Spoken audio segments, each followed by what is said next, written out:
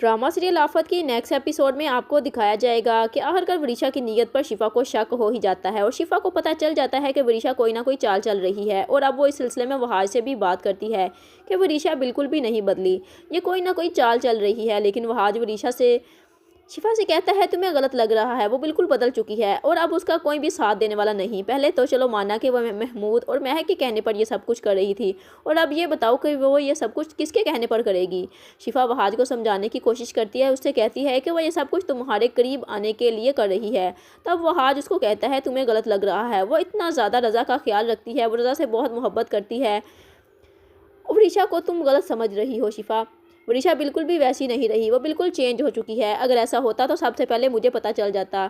शिफा कहती है नहीं, वो तुम्हारे करीब होने की कोशिश करती है, इसीलिए वो रज़ा से मोहब्बत का दिखावा कर रही है। लेकिन वहाँ जब शिफा की कोई बात नहीं सुनेगा, शिफा जो कि वरीशा की नीयत को बांध चुकी होती है और उसे शक हो गया है कि वरीशा पर जो कि वहाज से मोहब्बत तो नहीं करती बल्कि वह सिर्फ़ और सिर्फ वहाज को बर्बाद करना चाहती है, इसलिए वह जानबूझकर वहाज और शिफा के दरमियान गलतफहमियां पैदा करने की कोशिश करेगी और उनके बेटे को भी उनसे दूर कर रही है। रज़ा को भी यही लग रहा है कि वरीशा उसकी माँ है, क्योंकि वो उसका इतना ज़्यादा ख्याल रखती है, उसको संभालती है, सबके सामने दिखावा तो करती ही है कि वो रज़ा से बहुत मोहब्बत करती है। लेकिन उसके दिल में जितनी नफरत उसकी माँ ने पैदा की है वो कभी भी ख़त्म हो ही नहीं सकती। सब घर वालों की आंखों पर अब वरीशा की मोहब्बत की तो पट्टी बंध चुकी है।